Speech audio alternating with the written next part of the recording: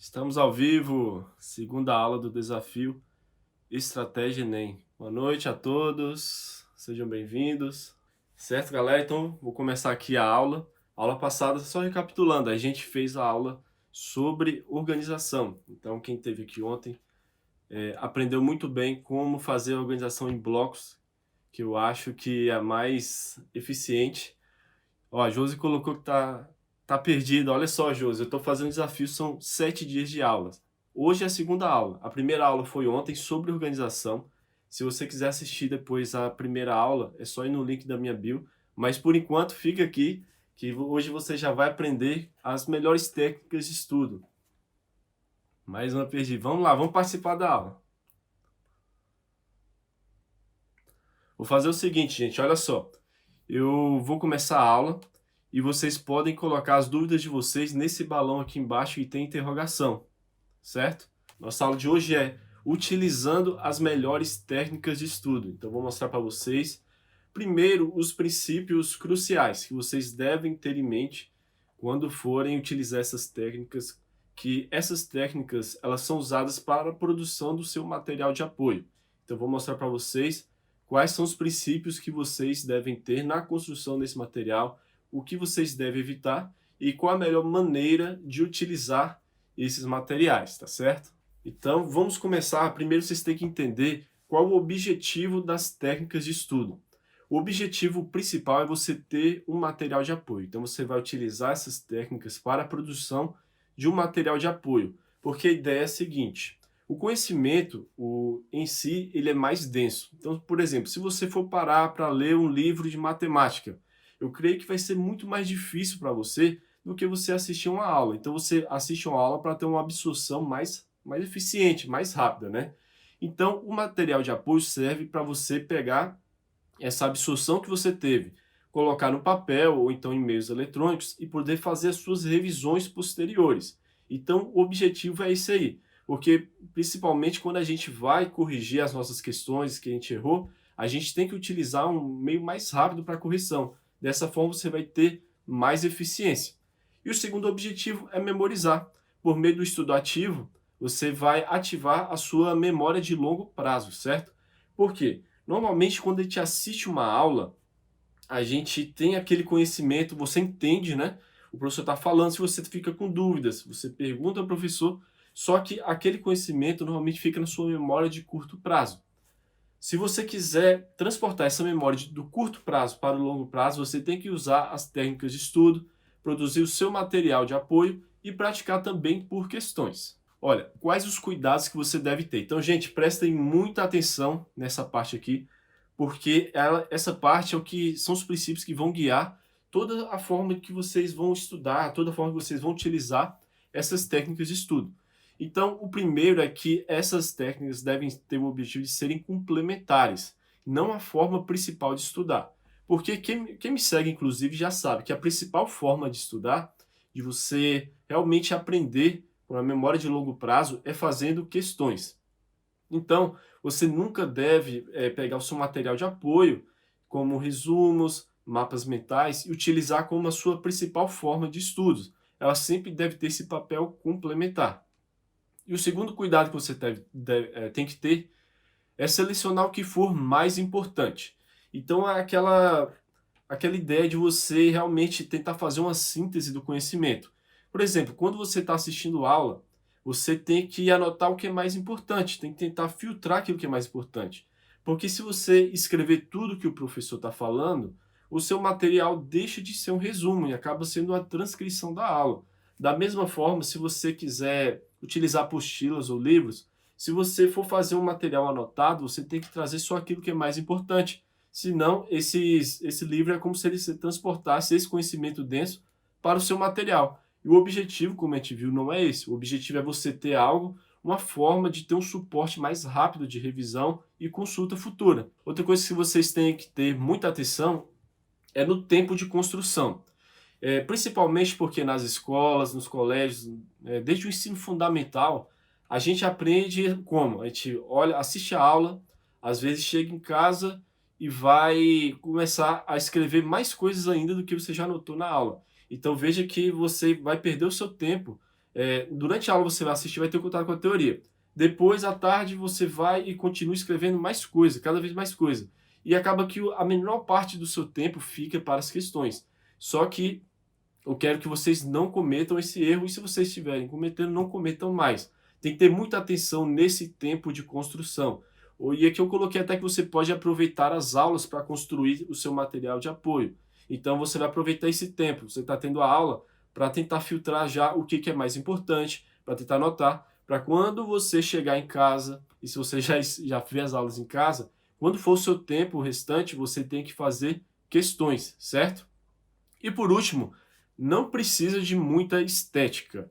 Ou seja, você não pode ficar gastando muito do seu tempo produzindo resumos, produzindo mapas mentais. Você tem que tentar ser o mais sintético possível, porque esse tempo é muito precioso. Se você quer ter eficiência nos seus estudos, você tem que economizar o seu tempo e investir mais naquilo que é importante. É o mesmo princípio que a gente viu na aula passada da organização, sempre investindo tempo naquilo que é mais importante. E no nosso caso aqui dessa aula de hoje, vai ser investindo tempo mais em estudo ativo, ou seja, na revisão do seu material e não na produção, e na resolução de questões. Agora, só para explicar melhor o que é esse estudo ativo, que tanta gente fala, você não pode fazer estudo passivo, você não pode ficar só assistindo aula. Então, em resumo, é um estudo que você participa, você faz parte, você não fica só parado olhando. Vamos supor, você está assistindo a minha aula aqui agora. Se você quiser que essa aula seja um conhecimento mais ativo para você, é bom que você pegue, por exemplo, papel e caneta e comece a anotar os principais pontos, os insights que você teve. Então veja que você já vai estar participando mais desse conhecimento. O segundo ponto é que você recupera memórias. E se tem um exemplo assim, muito interessante, é de perguntas. Se eu fizer uma pergunta para você, você vai ter que puxar da sua memória. Poxa, se eu fizer uma pergunta, quanto é 2 mais 2? Uma pergunta simples. Aí você vai ter que puxar da sua memória, é 4. Ou seja, você tem que ter esse esforço inicial, não é só ficar parado assim olhando. Então, por isso, vocês vão ver durante a apresentação das técnicas de como esse estudativo deve estar presente. Porque as questões são tão eficientes. Aqui eu gosto muito de falar das questões, porque elas envolvem dois aspectos também importantes. Que o primeiro é a pergunta, como eu já coloquei, né, que você recupera a memória, e o segundo é o contexto. O contexto ajuda você a fazer conexões. Então veja que é muito mais fácil se você tentar simplesmente memorizar alguma palavra, ou você, vamos supor, conhecer essa palavra dentro do contexto dela, do significado dela. É claro que dentro do contexto é mais fácil. E as questões trazem isso, que nem as questões do Enem, uma questão de matemática. Ela traz todo um contexto que você, quanto mais questões você faz, você vai pegando os padrões de cada contexto. Aí você pensa, pô, essa aqui já é provavelmente uma questão de escalas, porque ele dá aqui o tamanho do real, a medida no desenho ou no mapa, então você já começa a fazer essas conexões. Daí a importância de também utilizar muito a resolução de questões. Então agora vamos entrar na parte mesmo de ferramentas e técnicas de estudo. Então primeiro vamos falar logo dos resumos. Muita gente está falando mal dos resumos, tem outras pessoas que gostam do resumo, e eu fico assim, no meio termo. O resumo é herói ou vilão. Na verdade, vai depender do seu uso que você fizer. Assim como eu falei no começo da aula, eu falo assim, ó, não adianta você gastar a sua tarde inteira fazendo resumo. Vamos supor, de manhã você assiste a aula e passa a tarde inteira fazendo resumos. Não adianta. Você tem que utilizar o resumo, de preferência sendo feito durante a aula e também com os principais pontos. Você não pode fazer uso do resumo de forma que ele seja transcrição. O próprio nome resumo quer dizer que ele deve ser sintético. Você deve sintetizar o conhecimento para que tenha apenas os principais pontos, certo? E aqui eu coloquei os princípios de construção. Deve ser simples e direto. De preferência, incluir perguntas. Então, eu acho que aqui já é uma novidade para muita gente. Você começar a incluir perguntas nas anotações de vocês. Pode ser na parte de baixo, pode ser na lateral, ou então você colocar uma segunda folha, porque quando você for revisar, você já tenta ir direto para as perguntas. E você vai lá olhar essa pergunta e tentar responder mentalmente, certo? Então acaba ficando uma forma mais ativa do que você simplesmente pegar a sua anotação para ler, certo? Então daí foi uma forma que que você pode fazer essa construção de um método mais ativo utilizando os resumos. Agora vamos falar dos mapas mentais.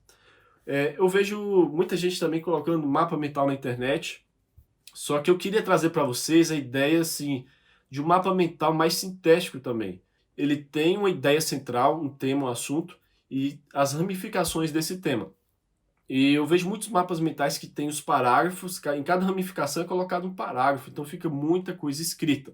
Só que para ele ser mais eficiente, ele deve ativar mais a sua memória fotográfica. Aí você pode falar, Ítalo, eu não tenho memória fotográfica. Mas não é que você não precisa ter essa memória assim tão apurada. A ideia é que você vai ver tantas vezes esses mapas mentais que você já, quando tentar lembrar deles, você já vai lembrar das imagens, já vai lembrar dos conceitos, já vai estar na sua mente, assim como se fosse uma foto. E a estrutura dele, de ter essas conexões, é interessante você usar imagens e poucas palavras.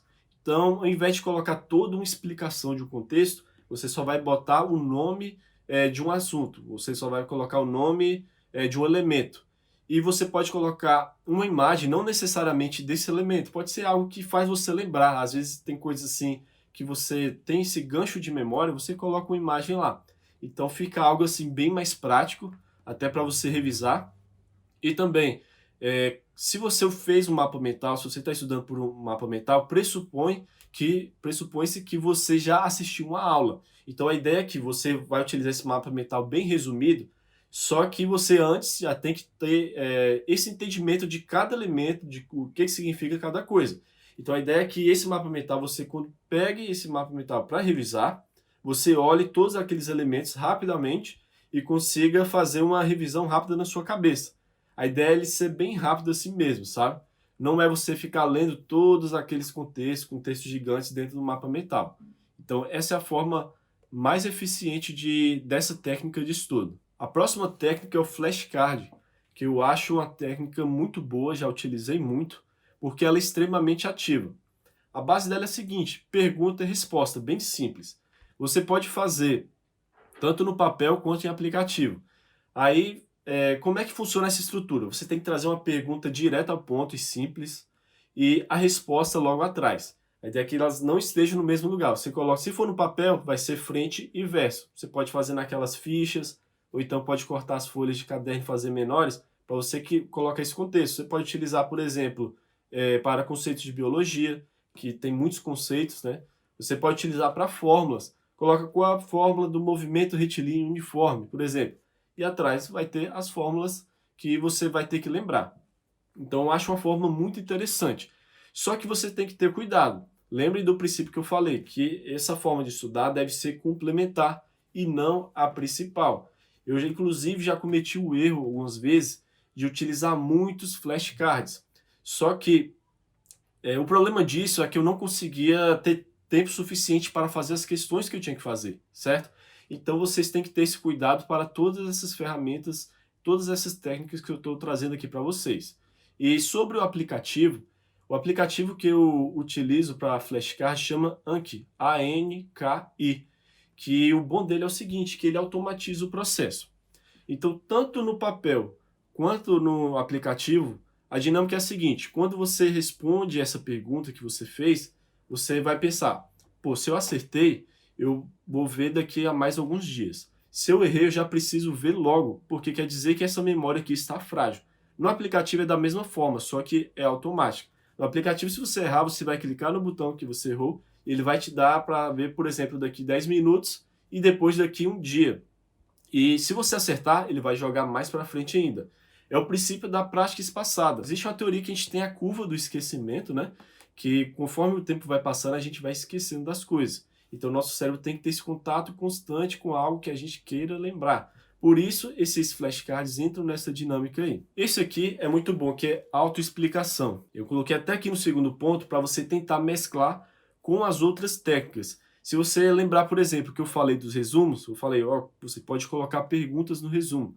Então, fica bem mais fácil de você fazer essa autoexplicação se você colocar perguntas. A ideia é que, quando você explica algo, necessariamente você vai ter que organizar aquele contexto. Você lembra do que eu falei do contexto que as questões trazem? Quando você faz uma autoexplicação, é parecido com isso. você tem que montar todo esse contexto na sua cabeça para conseguir fazer a expressão desse conhecimento. Então, por isso, a autoexplicação também é uma ferramenta muito eficiente de estudo. Ela é extremamente ativa, porque você vai ter que também trazer da sua memória e fazer essa organização para se expressar. Então, você pode mesclar no resumo, também no flashcard. Vamos supor, você vai ver um flashcard lá de ecologia. Qual é o conceito de bioma? Aí, quando você olhar a resposta, vamos supor que você erre. Você pode virar a resposta errou. O que você faz? Você se auto-explica antes de ver esse flashcard novamente. A ideia é que você realmente faça essa autoexplicação para conseguir fixar esse contexto. Mapa mental, do mesmo jeito.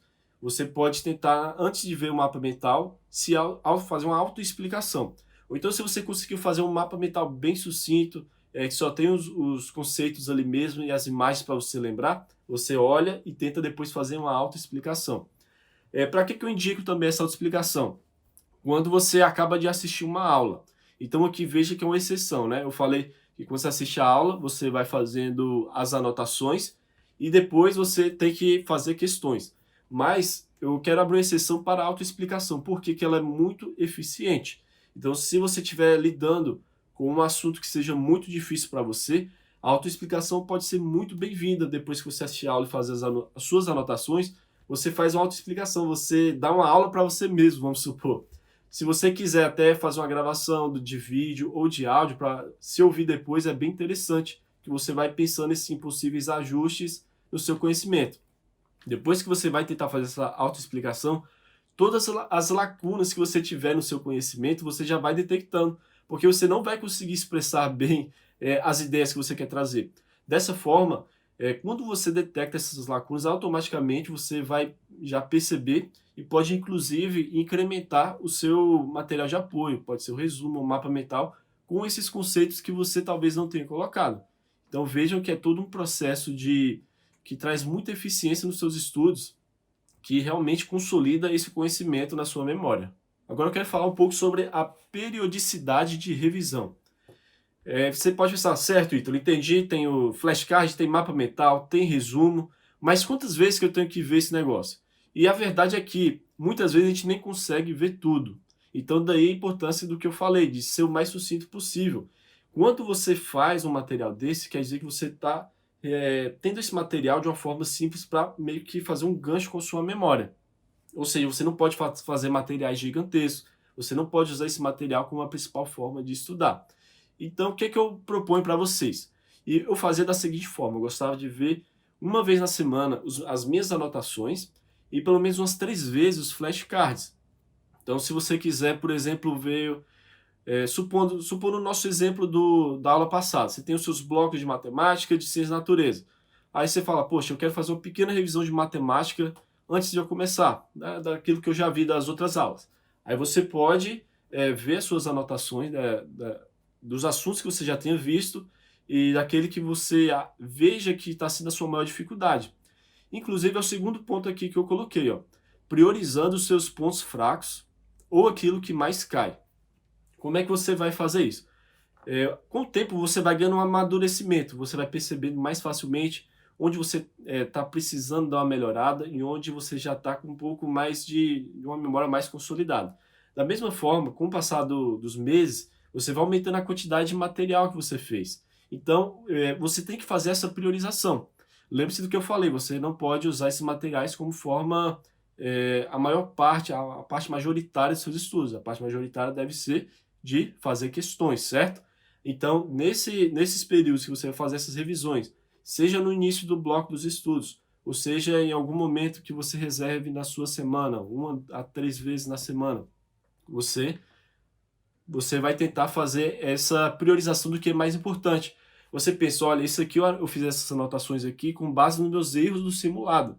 Então vejam que agora eu já quero trazer para vocês a ideia de vocês, quando corrigirem as questões, principalmente dos simulados, vocês anotarem esses erros, porque vocês podem revisar depois. Então você utiliza essas técnicas de estudo para anotar seus principais pontos fracos e poder fazer essa revisão periódica toda semana, entendeu?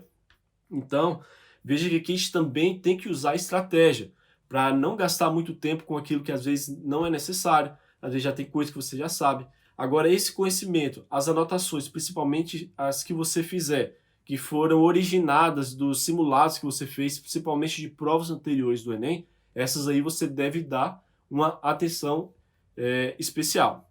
Então aqui, por fim, eu falei que para você ter o cuidado, né, com excesso de tempo, essas técnicas são suporte. As questões devem ser o principal, certo? Nunca deixe de fazer questões, nunca deixe as questões assim de segundo, terceiro plano. Elas devem ser a sua prioridade. Mesmo que você seja o aluno assim que está no início, tente deixar pelo menos 50% do seu tempo de cada bloco de matérias, que nem bloco de matemática, os ciências da natureza, humanas e linguagens, tente deixar para fazer questões, porque nas questões você vai aprender muito mais, vai consolidar melhor o seu conhecimento. Agora eu vou abrir aqui para a caixinha de dúvidas para vocês. Deixa eu ver. Estudando matemática pela manhã, só que não na parte da tarde, 2 horas de cada matéria. Acha que está bom? Assim, olha, você vai ter que ir balizando conforme os seus erros, né? Então você pode fazer o cálculo da porcentagem que você está errando ou acertando de questões, para você ter essa noção melhor. Seguindo a ordem de prioridade que eu falei ontem, você vai ter que também balizar esse tempo, maior parte para ciências da natureza, né? É claro que aqui eu já vi que a matemática já está com uma prioridade número 1, isso é muito bom, mas você tenta ver isso aí. Talvez 2 horas de biologia, química e física, certo? Agora de ciências humanas e linguagem, você tem que ter essa atenção aí para não gastar muito tempo. Você fazia em média quantas questões por dia? Olha só, eu tinha uma meta de 50 questões. 50 questões. Só que essas questões, a maioria que eu fazia, ou eram do Enem, ou de vestibulares, assim, mais parecidos com o Enem, né? Não que sejam iguais, só que seriam parecidos. E acaba sendo um pouco mais difícil, assim, de fazer muitas questões, até por causa daquelas que não são teóricas, ou seja, matemática, física, química, né? E eu também gostava de fazer essa correção já na hora que eu fazia a questão, praticamente já na mesma hora eu já fazia a correção. Então dependia muito. Eu acho bom ter uma meta, mas não precisa necessariamente ficar desesperado se não atingir essa meta, certo? Mapa mental, eu lembro só pelas cores, então cada coisa tem uma cor.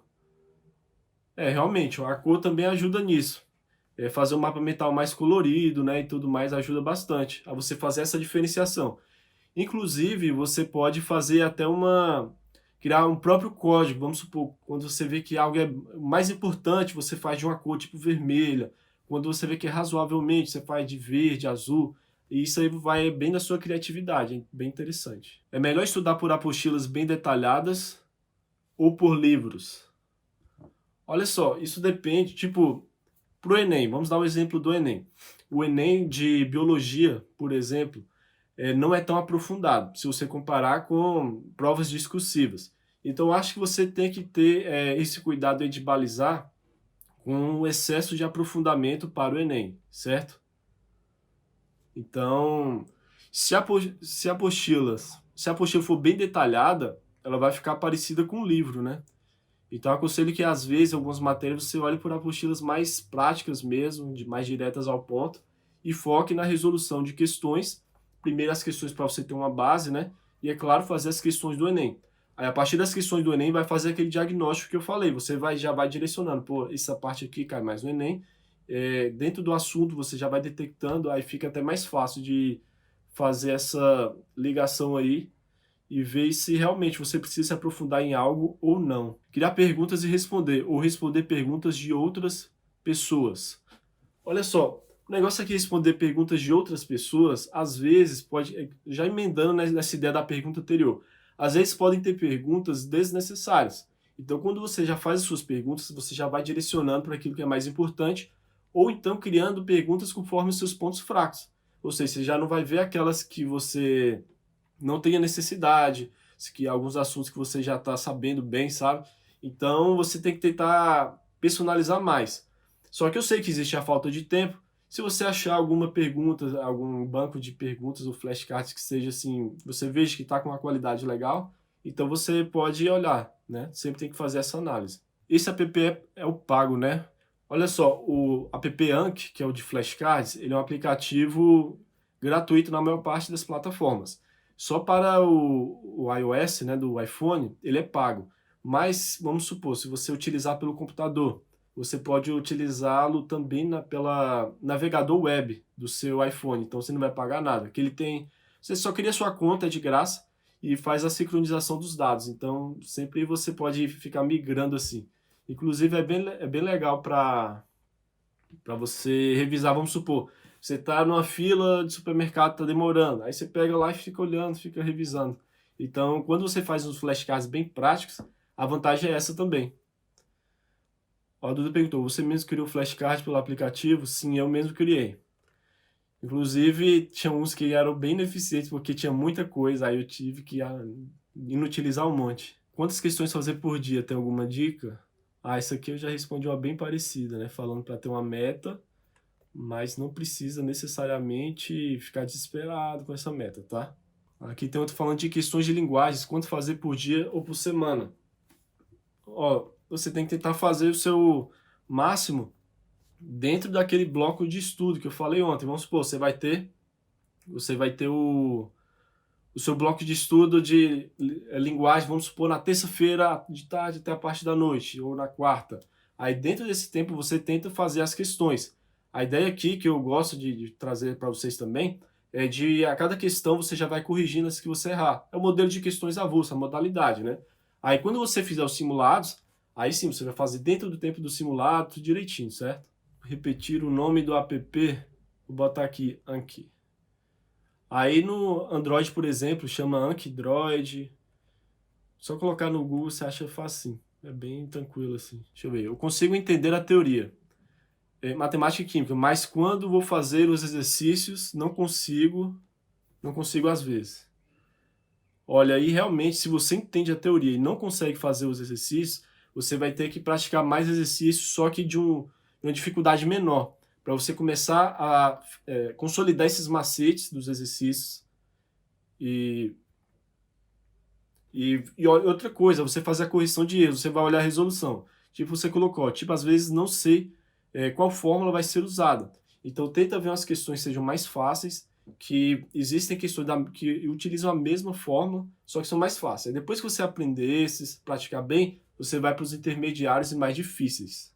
É bom calcular tempo quando eu estiver fazendo exercício. Por exemplo, eu demoro muito a resolver questões de matemática. Olha só, aconselho que você fique no máximo 15 minutos nas questões. Por quê? Ao mesmo tempo que você tem que fazer uma luta contra as questões, tentar descobrir e fazer por conta própria, né? Você também não pode ficar o dia todo na mesma questão. Então, às vezes é bom você dar uma pausa. Se você quiser, tentei de todas as formas, passei 10, 15 minutos fazendo e não consegui, você pode olhar uma resolução. E depois você tenta fazer sozinha novamente essa mesma questão. A ideia é de sempre tentar ter essa autonomia de estudos, de resolver as questões para você forçar o seu cérebro a achar o pulo do gato, achar o raciocínio de cada questão, certo? Tem algum material que você recomenda? Pode ser por matéria, EXAG, para matemática, biologia, poliedro. Olha só, eu não tenho material específico que eu recomende. Eu recomendo que você, às vezes, tenha uma assinatura em algum pré-vestibular que já tem aquela organização. Mas, assim, eu acho que você tentando fazer esse início, que nem eu falei, você tentando fixar os assuntos pelas questões mais fáceis e depois tentando aprimorar, introduzindo questões do Enem, você vai aprendendo automaticamente, independentemente do curso, né?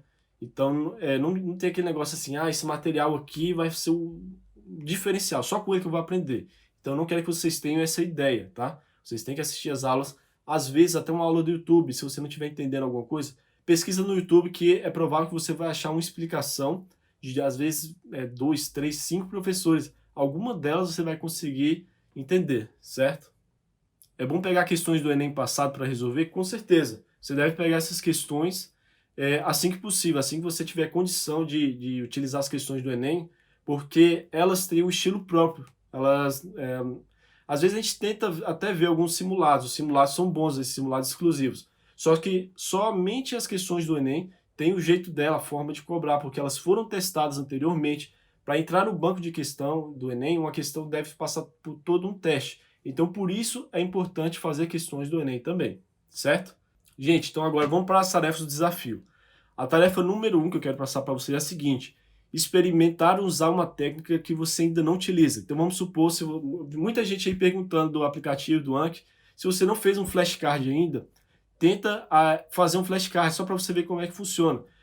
Não precisa fazer de muita coisa, faz só de alguma matéria que você esteja tendo dificuldade. Tenta fazer um flashcard, que é o que eu mais indico, ou então um mapa mental, para você experimentar essa forma de estudar. Então esse é o desafio para que vocês encontrem algo novo. Ó, a Duda perguntou aqui, assistir resolução do exercício é bom ou acha que atrapalha criar o raciocínio próprio? É que nem eu falei, você só tem que assistir depois de ter tentado. Primeiro você tem que tentar. Não pode chegar de cara, entendeu? Senão você não vai forçar o seu raciocínio lógico. Primeiro você tem que tentar fazer por conta própria. E a tarefa 2, gente, eu vou postar agora Vou fazer um post aqui. E vocês vão comentar lá o que vocês aprenderam de mais interessante nessa aula. Então eu vou fazer o post, vocês colocam a hashtag estudo ativo e depois coloquem o que vocês acharam mais interessante, qual técnica ou então conhecimento que vocês acharam mais interessante, beleza? Se restar alguma dúvida, pode mandar lá na caixinha de perguntas do Story, pode mandar no nosso grupo exclusivo. Para receber a gravação dessa aula, quem quiser ver salvo, mandar para alguém, fala para se inscrever, só entrar no link da minha bio que você vai deixar os seus dados e vai se inscrever no nosso desafio, que tem um grupo exclusivo, que eu estou postando todos os dias as aulas gravadas e os materiais extras quando tiverem, beleza? Então, muito obrigado por cada um que esteve aqui, espero que vocês tenham gostado da live e lembre-se de mandar as dúvidas para mim, certo? Que eu vou respondendo conforme aí na caixinha dos stories, lá no nosso grupo também. Então, desejo uma ótima noite para todo mundo e bons estudos.